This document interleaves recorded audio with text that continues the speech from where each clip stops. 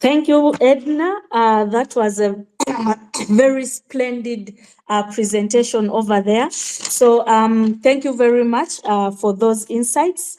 And I think this crowns us off for the evening. Edna talks about, in terms of innovative models that have worked, that we think should be sustained. And with funding or without funding, we need to be getting into a conversation on how to sustain. And she highlights critical models, and some of those include the peer-to-peer models for both advocacy for PrEP delivery. But she also highlights youth engagement and involvement, and this takes us to an understanding and contextualizing and conceptualizing in terms of the response at service delivery level. How have the young people been involved across the board in the region? At advocacy level, how have we been speaking to each other as communities of people living with, affected by, and at high risk of HIV? How have we connected? How have we built a movement? So she emphasizes engagement, youth engagement and involvement, which are critical interventions. And I believe across the regions, we have some community engagement and involvement models that have worked. And it is Edna's humble cry that all stakeholders, including community decision makers, amidst these unprecedented times in funding for pre-exposure prophylaxis, need to be sustained. But also Edna takes us to a conversation where, given the conversations of today, the implication of the funding freeze on critical interventions like PrEP. What has been the implications? Several the speakers have shared the implications in terms of new HIV infections. They have shared implications around stigma and discrimination. They have shared implications around cost.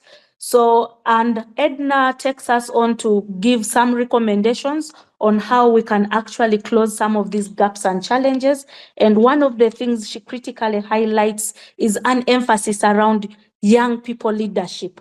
We should let the young people lead, and I think this aligns very well with the conversations or the discourse around HIV response in recent times that emphasizes community leadership in the response. But also she does highlight that while we emphasize community leadership, we as communities need to build a sustainable movement that advances advocacy efforts and the voices of the people. So that is again another recommendation, and we very well know with the funding freeze, the community voice has been shut down. We cannot engage maximally, efficiently, and effectively given the funding cuts or given the situation with suspension of funding or termination of contracts by the Trump administration, especially for critical HIV programs such as the PEPFAR. Edna also emphasizes that there is need for us to advocate for emergency fund for HIV prevention, but also for advocacy efforts. And she highlights where some of those, how country governments or different stakeholders can come together and ensure that this fund can be created and also resources mobilized. And she critically highlights, for example, creating subsidies for commodities, but also tax cuts for commodities. But also she emphasizes local manufacture of PrEP tools across the board. And this would help us, for example, as a region, to be able to actually manage on our own in such unprecedented moments. Edna also emphasizes that borrowing lessons from the regional economic integration. She thinks that using such models of regional economic integration, we should be able to regionalize the HIV response within the SADC region, the East African region, or the African Union region as a whole. So with that, with those insights coming in from Edna, I would want to get into a moment of probably opening this up to our participants on the space for any comments, for any contributions to the conversations of today before we get into winding off and closing the space. Okay, thank you so much, Edna, for the good topic that you have brought to table. And thank you so much to the international community of women living with HIV in East Africa for creating this safe space whereby we can contribute on the ongoing issues when it comes to HIV management in our region. So, I would like to highlight the following. So, according to the Abuja Declaration, our governments they committed that 15% of the national budget will be allocated into the health ministry.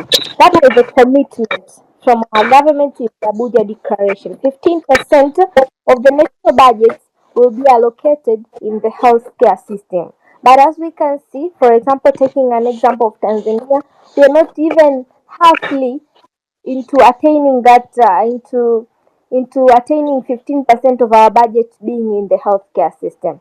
Healthcare is a big thing, and personally, I stand to say that we cannot keep depending on donors.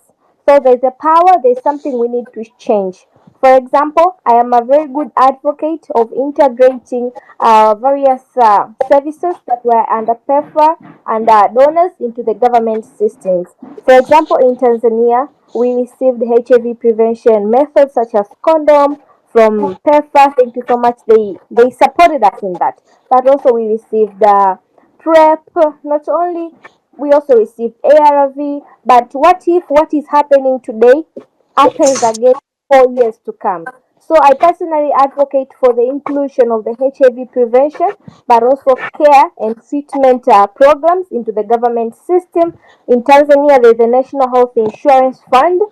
There's an importance of integrating those services into the National Health Insurance Fund, ensuring cost sharing, but also sustainability of these services and healthcare for all beyond being funded by the donors. I recognize there are some countries where they do not yet have the National Health Insurance Fund, but yes, there's a room of integrating these services into our health ministries. Once we do that, then even beyond funding, we will be assuring our communities and our people that HIV prevention and care services will be offered to everyone, like healthcare for all. So this is something is a call to advocates.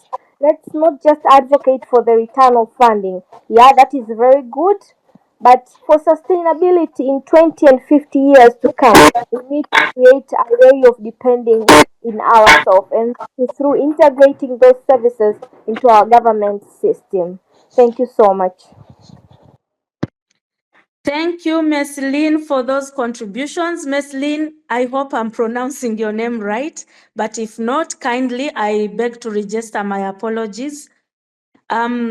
Ms. Lynn makes recommendations on how we can close some of the challenges, close the gaps around HIV funding across the board for HIV prevention, care, and treatment. And she emphasizes our focus should not be on looking at how do we get the funding back, but rather looking at avenues within the region, within our countries that we can actually sustain funding for the HIV response. And she mentions critically, I capture 3 areas and emphasis she places around as advocates. How do we push our national governments to really acknowledge their commitments of the 15% towards the Abuja Declaration? I hold the same sentiments with you, Ms. Lynn. In our country, we have never attained the 15%, not even talk about 9 or 10%. We are usually running around 7 to 8, 6. But Ms. Lynn is encouraging us as advocates to keep advocating for the 15% Abuja Declaration allocation to national health care. She also emphasizes that we can actually achieve through integration of services. And I would want to task us as we come from different countries and from different regions on the continent. Integration is a conversation that has actually become the talk of the region, the talk of our nations, as we try to see how we actually sustain gains amidst this moment where we are faced with dwindling funding for the HIV response. And finally, she also highlights how we can actually push and advocate through our country governments for national health insurance schemes. All the three interventions are an approach to sustainability of the HIV response. Thank you very much, Ms. Lynn.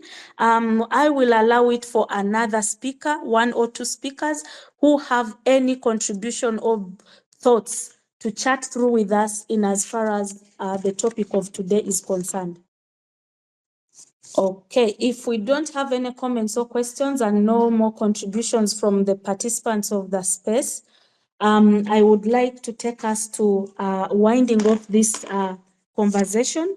Ladies and gentlemen, on this call, today our topic has been omission of PrEP funding, a deadly massacre.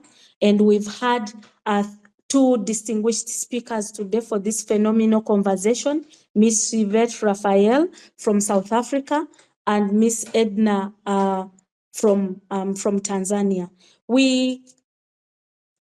Ms. Yvette Raphael has been able to take us through a conversation around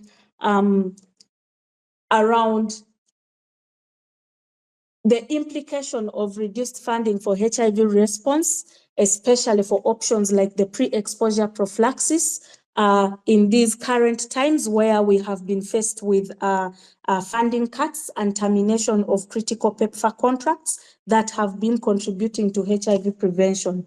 And then Yvette also helped us to navigate through the conversation around how we can actually hold our global and national governments and global health partners, national governments and donors accountable when they fail to fully fund a full range of HIV prevention options, including the pivarin vaginal ring and long-acting injectable PrEP.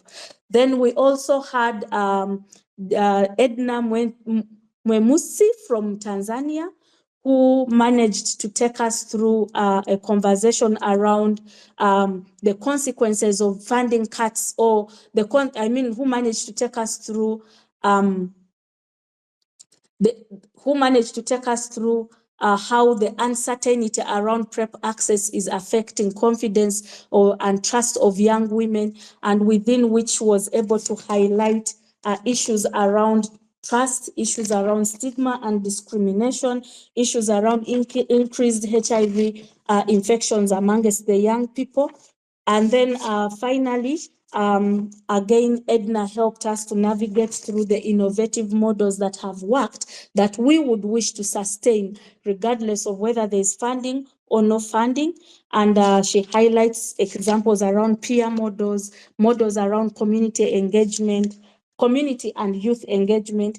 And then she ends it off with recommendations that we can actually adopt as stakeholders that will help us to close the gaps, and within which she highlights things around youth leadership, movement building, for advocacy, emergency funds, local manufacture of PrEP tools, and then regionalizing HIV response as a whole.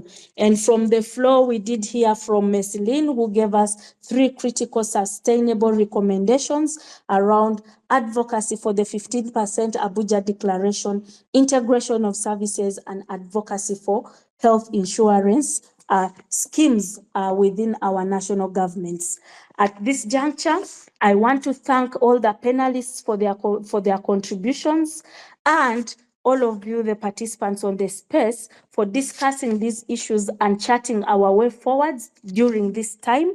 Kindly, we will continue the conversations through our social media pages. Feel free to tag, to associate with ICWEA. I thank you very much and wish you all the best. A very good evening to you all.